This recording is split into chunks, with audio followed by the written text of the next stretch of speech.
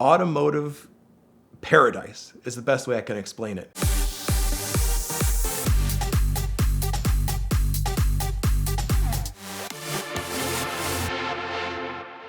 Breaking the cannonball record in 2019 has opened a lot of unexpected doors for me. One such occasion was I had a fan from Germany reach out and he asked me to come speak at his technology conference that he's got for his company. And I thought, well, that's pretty cool. Like I've been to Germany before, like I wanted to hear more about it. So it's called the TNG Big Tech Day. So TNG Consulting is kind of like a cybersecurity IT firm in Germany. They've got like 700 employees. And every year they host this event where they invite their clients and friends to come and hear different speakers, mostly in the mechanical engineering, science, and that kind of stuff. Things, that kind of coincide with their business. In addition to that, they'll invite people that maybe have done notable things. Like in the past, they had the youngest woman to ever fly around the world, or someone that's climbed Mount Everest. And apparently they thought a guy who likes to drive fast would be a perfect speaker at their event. So we had originally talked right after we announced the record in 2019, but of course COVID kind of came in and squashed all that. In 2021, they were trying to do it as a Zoom call, and I'm just like, I'm not interested in that. When 2022 came around, Henrik reached out again and was really pressing me to come out. And I used to have more time, but I've started, Cannonball Garage, we're fixing McLarens, my CNC machine shop's growing. So it's getting more difficult to kind of get out and do stuff like this. But he was really persistent. And my last ditch effort to get out of this thing was, I'm like, I don't want to fly 8 hours to Munich in coach. Like, I'm way too tall for this. So I figured that if I asked to fly business class, surely that's outside of the budget. It's like $8,000. So I pitched that to him in a last ditch effort to maybe not have to do this. But of course, he said, well, absolutely. So I guess I'm going to Germany. So my main driving thing to go to Germany is I want to drive 300 kilometers per hour on the Autobahn before they shut this thing down. Because right now, the environmentalists are really pushing hard to get speed limits in place. Now, the Autobahn is not a complete free-for-all. There are speed limits on many portions of it due to weather, traffic conditions, and so on. But there's still a lot that is unlimited. And, they make the case that obviously there's a lot of emissions and climate change and all this around it. So they're pressing pretty hard to shut it down. So I figured this would be the perfect opportunity for me to hit 300 kilometers per hour on the Autobahn. And as luck would have it, one of Henrik's selling points for me on this trip was he was going to loan me his 2016 Chevy Corvette to drive while I was there as I guess my rental car, which is crazy to me. Like, talk about the quintessential car to give an American, a Corvette. I guess there's like one other Corvette in the whole Munich area. I thought it was pretty funny, but I looked up the top speed and it was exactly 186 miles per hour or 300 kilometers per hour. And I thought, if I had a long enough stretch, I think I can do it. So I get to Munich and I'm staying at Motorworld, which is this automotive paradise, is the best way I can explain it. It's over 800,000 square feet and it's full of exotic car dealerships, automotive boutiques, different car displays. They've got 4-car tall storage racks for people to store really interesting cars. I mean, it is an absolute paradise for any automotive enthusiast. If you're ever in Munich, you gotta go. But that's where I was staying. There's actually a hotel in there too, amongst all these other things. So I get to Motorworld, I'm absolutely blown away. I get to my room, it's overlooking a Bugatti dealership and the McLaren dealership. Absolutely awesome. So I spent a whole day just going to every corner of this place, checking out all the workshops. McLaren actually has a service center. I saw a P1 getting worked on, a Senna. In the dealership showroom, they have a Speedtail. And then right in the center of this place, they have a McLaren Elva just chilling out, just right in the middle of the place. Absolutely incredible. So the next day, Henrik is kind of walking me around the facility because this is where the TNG Tech Conference is. Very convenient for me. I love it. So I spent a lot of time there. But he's showing me the different conference rooms that they're going to have. And then he brings me to the Zenith Hall. This is a giant auditorium, and they're setting it up for 700 people. And he's like, oh, okay. And here's where you're going to be giving your talk. And he proceeds to tell me that apparently I'm the keynote and the closing speaker of this whole conference. I had absolutely no idea. I thought I was like a little sideshow, to be honest with you. But now I'm apparently closing this thing out.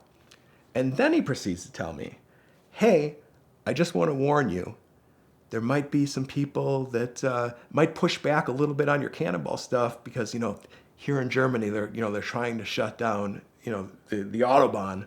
So it's like you might get some pushback from some environmentalists.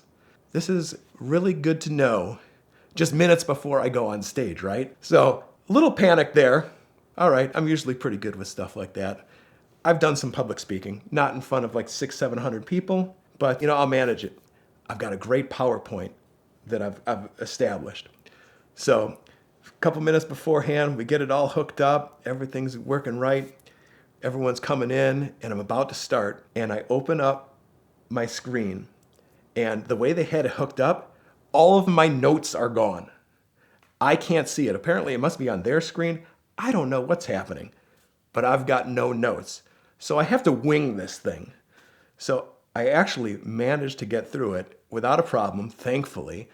And we get into the Q&A section, and I'm anticipating some pushback here. Things are going well. People are asking questions about this, that, and the other thing. Finally, I did get a little bit of pushback. Someone asked me, they said, do you think this is good to promote driving fast and wasting fuel, because of climate change and this, that, and the other thing? And I was pretty quick on my feet. I remember driving past their big soccer stadium and seeing all these cars outside. So I countered saying, yes, I understand. Yes, obviously this is a waste of fuel, but we could look at the big soccer stadium, like all those cars there. We could all cut back and not do things to save fuel. And luckily it didn't go any farther from there, so we were good. I had made it through my talk. So there's always a sense of relief once you get through a talk like that. So I had made it through, and now we're doing a meet and greet afterwards. And you know how David Hasselhoff's like a big celebrity in Germany for whatever reason. I almost felt like that. There were so many people that wanted to talk to me about this thing. I guess German people seem to be like serious rule followers, and I think they find it fascinating. They like the kind of the rebellion of Americans. But I ended up meeting this guy named Niels. And he really enjoyed the talk. He's asking me a lot of questions. And he said, hey, what are you doing tomorrow? Because my father left me this 1993 Porsche 968. And, he passed away a few years ago, and I've got the car kind of just collecting dust. And would you like to drive it on the Autobahn? I could show you some sights and stuff. And I'm like, absolutely. A free ride in this car, a tour guide. This is going to be great. Porsche 968 to me, though, I'm like, I get 944 vibes. It just kind of feels like a turd of a Porsche, right? I don't really know much about them. But what I came to learn is these things actually are pretty stout.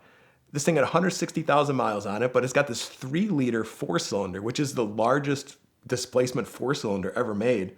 It makes 236 horsepower, somewhat decent, I guess, for the time. So we go out for the day, and I can't believe this car.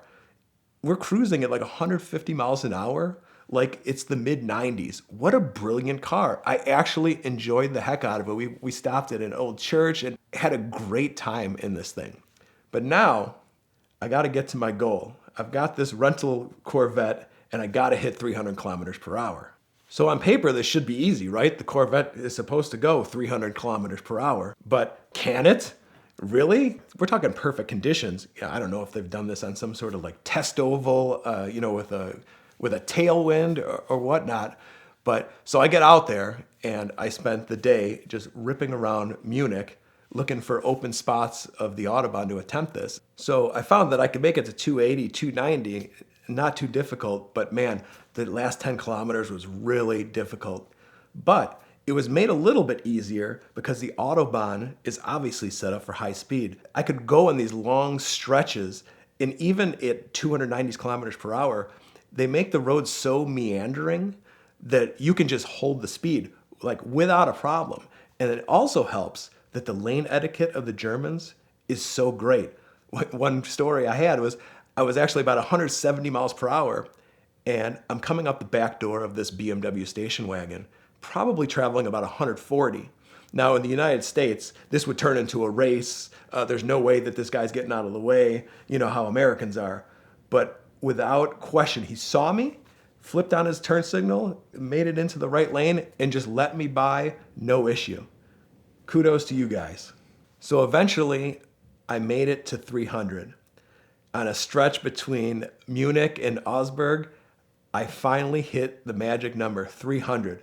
And that is as fast as that car would go. It would not go 301. That was it. But I had at least reached my goal, and I was really happy about that. Now, I still had the car for the rest of my duration, so I went out exploring all over the place. I went on this road called the Kessel Run. It's kind of like Bluegrass Parkway meets Tail the Dragon, kind of a mountain road. I thought that was really cool. The beautiful sights. I actually uploaded that on the Ultimate Road Rally app as a great road to drive. So if you're ever south of Munich, you definitely got to check that out. But I made it to the Autobahn. I hit 300 kilometers per hour before they shut it down. So I'm hoping you guys can get over there and experience the Autobahn because it's like nothing in the world. If you get a ticket, the first thing you should do is text a picture of it to 305-305. That will get the ticket clinic on your case immediately. You'll be facing costly fines, risks of suspension, possible jail time, points on your license, higher insurance premiums, and a lot of bad things that they can help you to avoid. You can also find them at the link in the description below, but the Ticket Clinic is a nationwide law firm with brick and mortar offices in Georgia, Florida, and California, but they've got attorneys everywhere, and that's what's most important because a local attorney will know exactly how the local laws work, know the people who are in charge, and get you the best outcome possible. So text a picture of your ticket to 305-305 or click the link in the description below to fight your ticket with the Ticket Clinic.